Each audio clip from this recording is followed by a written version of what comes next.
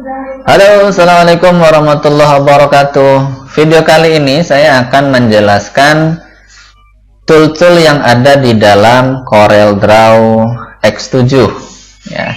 Untuk kawan-kawan yang menggunakan software CorelDRAW versi yang lainnya, silahkan bisa menyesuaikan ya. Oke, kita buatkan project pertama dulu. Kita memulai projectnya dengan cara masuk ke menu File, kemudian kita pilih New. Nah, selanjutnya di sini silahkan tentukan pertama adalah name-nya, ini silahkan dikasih nama kalau mau dikasih nama. Kemudian size ini berarti ukuran kertas atau ukuran media yang akan kita pergunakan untuk percetakan ya.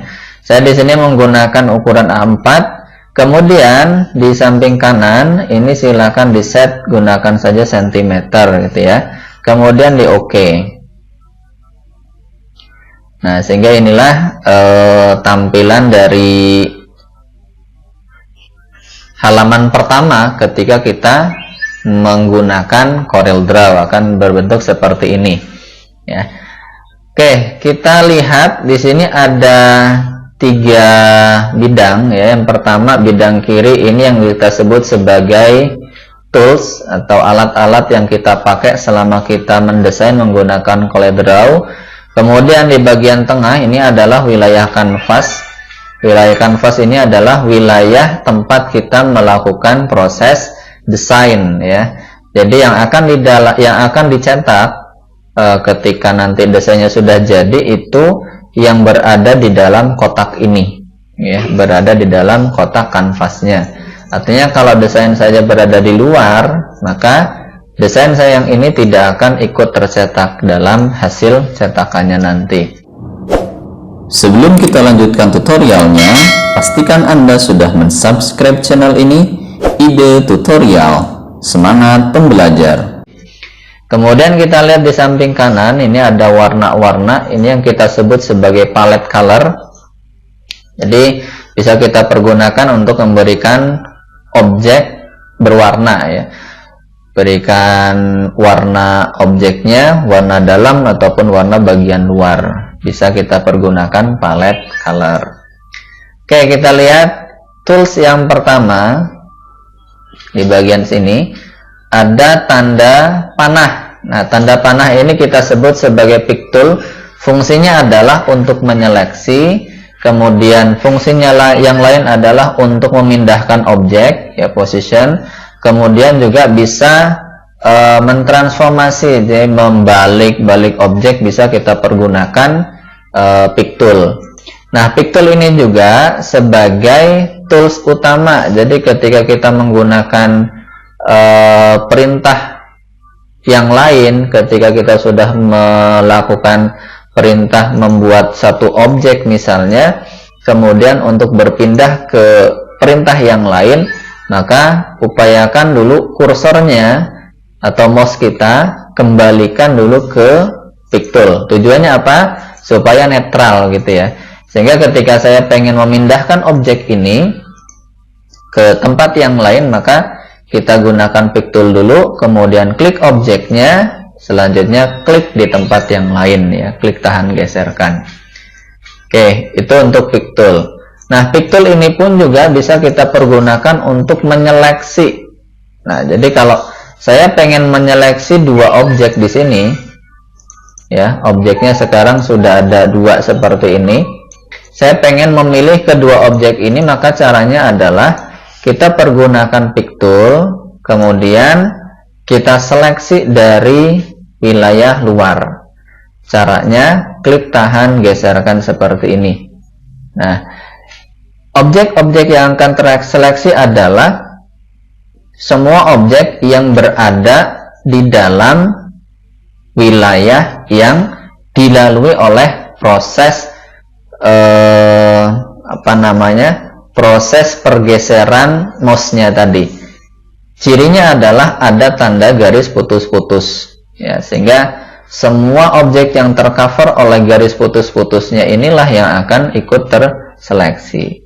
Nah, sehingga di sini ada 2 objek yang bisa terseleksi sekarang ya. Oke. Nah, Berikutnya tools yang kedua ada shape tool. Nah, shape tool itu fungsinya adalah untuk menjadikan sebuah objek menjadi kurve, atau bisa kita pergunakan untuk memanipulasi nodes. Nodes itu maksudnya titik ujung ya, titik sudutnya. Jadi kita bisa merubah kotak ini menjadi ada lengkungan di setiap sudutnya. Caranya adalah bisa dengan cara menggunakan shape tool. Jangan lupa diaktifkan dulu objeknya. Kemudian kita ambil dari arah sudut ya, tanda hitam seperti ini, klik tahan geserkan. Nah, saya netralkan kembali, saya gunakan pick tool. Nah, hasilnya akan seperti itu. Kita juga bisa merubah dari objek kotak menjadi lingkaran dengan menggunakan shape tool ini saja. Ya, caranya adalah dengan cara klik tahan geser sampai ke bagian ujung. Nah, sehingga dia sudah berubah menjadi objek lingkaran. Oke.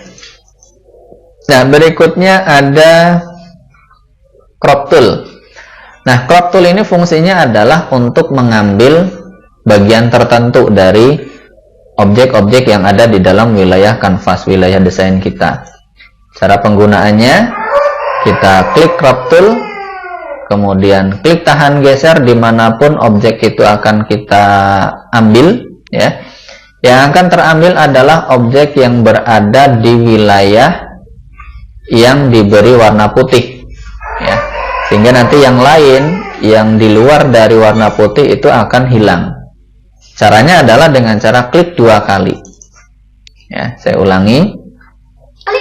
Jadi saya gunakan crop tool, kemudian klik tahan geser dimanapun objek yang akan kita ambil. Kemudian untuk mengambilnya dengan cara klik 2 kali. Nah, seperti itu. Saya undo. Nah, kemudian di dalamnya crop tool itu kalau kita klik tanda panahnya ada menu yang lain. Ada knife, ada virtual segment. Nah, saya contohkan yang knife. Ya, knife ini fungsinya sebagai pemotong, sebagai pisau ya, pisau yang difungsikan untuk mengiris atau memotong. Nah, kita bisa menggunakannya dengan cara misalnya objek ini akan saya belah menjadi 2. Caranya adalah kita klik dulu di satu titik, ada titik edge di sana, bebas mau dari manapun, kemudian lepas dan kemudian geserkan sampai ke mana objek itu akan dibelah. Misalnya saya gunakan di sini sampai ketemu node, kemudian diklik. Nah, sehingga dia sudah terbelah. Kita gunakan pick tool kembali. Nah, kita cek. Nah, seperti itu. Dia sudah terbelah. Oke, saya undo kembali. Nah, berikutnya di bagian bawah ada zoom tool. Nah, zoom tool ini fungsinya untuk memperbesar dan memperkecil wilayah objek desain kita. Jadi sebenarnya untuk memperbesar, memperkecil bisa dengan cara men-scroll ke depan di mouse-nya, itu untuk memperbesar. Kemudian memperkecil berarti scroll ke bagian bawah atau scroll ke belakang gitu ya. Nah, jadi penggunaan scroll kalau emang mau dipergunakan untuk memperbesar, maka arahkan dulu ke bagian titik yang akan kita fokuskan, kemudian scroll ke depan. Nah, ya, atau scroll ke belakang juga sama. Jadi posisi titiknya itu yang harus kita tentukan dulu. Nah, tapi kalau menggunakan zoom tool, maka caranya adalah dengan cara klik tahan geser di bagian objek yang akan kita fokuskan, seperti itu. Contoh, saya pengen memperbesar di wilayah ini, maka caranya adalah klik tahan geser di wilayah yang bersangkutan. Oke, untuk mengembalikan seperti semula, scroll aja ke belakang. Nah, sampai muncul begini. Itu yang berikutnya ada freehand. Nah, freehand ini adalah difungsikan ketika kita pengen membuat garis ya, garis bebas, garis lurus. Kalau menggunakan garis bebas, maka caranya adalah kita klik tahan geserkan seperti ini, bebas sesuai dengan pergerakan kursor kita. jadinya ya. Atau kalau kita pengen menggunakan garis lurus, membuat garis lurus horizontal misalnya, maka caranya adalah kita klik dahulu untuk titik awal, kemudian kita tekan tombol Ctrl ya. Kita tekan tombol Ctrl atau tombol Shift juga boleh. Nah, dia nanti akan membuat satu garis lurus. Demikian juga kalau kita pengen membuat garis lurus vertikal, maka caranya kita klik dahulu, kemudian kita tekan tombol Shift ya di keyboard, kemudian kita turunkan ke bawah. Oke. Saya hapus kembali dengan cara menyeleksi, kemudian tekan delete. Nah, berikutnya ada rectangular tool ya. Rectangular ini ketika kita pengen membuat sebuah objek kotak. Contohnya, kalau pengen membuat kotak tentu saja tinggal klik tahan geserkan saja. Atau kalau kita pengen membuat dengan ukuran yang sama, tinggi dan lebarnya sama, maka sebelum kita klik, kita tekan dulu tombol Ctrl di keyboard, kemudian barulah kita proses mulai membuatnya. Klik tahan geserkan seperti ini. Nah, sehingga dia ukurannya akan sama, lebarnya saya buat 8,9, tingginya juga sudah otomatis menjadi seperti itu ya. Demikian juga dengan ketika kita pengen membuat lingkaran. Lingkaran ada di bagian bawahnya ya, ada ellipse tool di sini. Ellipse tool kalau pengen membuat lingkaran biasa, cuman klik tahan geserkan saja. Atau kalau kita pengen membuat lingkaran tepat, berarti sambil menekan tombol Ctrl seperti ini ya. Oke, kemudian di bagian bawahnya lagi ada poligonal. Nah, kalau poligonal itu adalah segi banyak. Jadi ketika kita pengen membuat segi 3, segi 4, segi 5 ataupun segi berapapun, kita mengambilnya menggunakan poligonal. Contoh cara penggunaannya, misalnya saya pengen membuat dengan ukuran yang sama, saya tekan Ctrl, klik tahan geserkan seperti ini ya. Ini segi 6. Kalau misalnya kita pengen membuat dengan segi 5, segi 7, segi 8 ataupun berapapun, di bagian atas ini ada aturannya ini ya. Ini jumlah segi 5, segi 6, mau saya rubah menjadi segi 5 misalnya, saya turunkan saja. Hingga akhirnya begitu. Ya. Kalau segi 6 berarti kita naikkan, segi 7 naikkan lagi dan seterusnya. Ya. Di dalam poligonal ini kalau kita lihat di tanda panahnya ini ada menu yang lain ya. Ada star. Star ini berarti untuk membuat bintang ya. Jadi saya buatkan bintang misalnya dengan ukuran yang sama. Kalau bintang ini biasanya dipakai kalau kita pengen membuat sebuah poster begitu yang biasanya ada harga, biasanya menggunakan tanda bintang. Namun jumlah seginya diperbanyak. Misalnya begini ya, aturan untuk penggunaan segi 5 menggunakan star. Ini saya pergunakan misalnya seginya saya banyakkan 35. Kemudian di bagian sini ada sharpness, ini adalah distance, jarak dari bagian tepi ujung luar sampai ke bagian tepi bagian dalam ya. Misalnya saya gunakan 15. Nah, maka seperti ini gitu ya. Nah, oke. Nah, jadi kalau misalnya kurang pendek misalnya jaraknya, maka tinggal dikurangi saja. Oke. Nah, di bagian dalamnya masih di area poligonal ini juga ada menu namanya callout ataupun yang lain-lain itu ya. Jadi kalau mulai dari basic shape sampai dengan callout itu adalah bentuk dasar yang memang bawaan dari Corel, sudah disediakan. Misalnya saya pengen membuat kotak komentar atau kotak percakapan, maka saya menggunakan callout. Bentuknya kita bisa memilih dari bagian atas, misalnya seperti ini, klik tahan geser.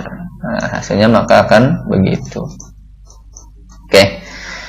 Kemudian di bagian bawahnya lagi ada text tool. Nah, kalau text tool ini berarti untuk menulis teks di wilayah desain kita. Nah, di Corel ada dua jenis penulisan ya. Ada dua jenis penulisan. Yang pertama adalah yang kita sebut sebagai artistic text. Yang kedua adalah paragraph text. Bedanya apa? Kalau kita menggunakan artistic text, maka teks itu bisa kita modifikasi, bisa kita bentuk sesuai dengan keinginan kita. Tapi kalau paragraph text, ya posisinya hanya sebagai paragraf saja. Maka biasanya kalau paragraph text itu kita terapkan ketika kita membuat sebuah desain brosur misalnya ya, yang memang membutuhkan teks yang banyak seperti itu. Tapi kalau teksnya memang mau kita modifikasi, mau kita bentuk, maka kita pergunakan artistic text. Nah, bagaimana cara penggunaannya? Kalau kita pengen membentuk artistic text, maka cukup dengan cara pilih pilih text tool, kemudian klik saja di wilayah mana desain itu akan kita buat, kemudian barulah kita ketikkan. Misalnya saya pengen membuat tulisan belajar desain grafis gitu ya, atau belajar Corel Draw, belajar desain grafis.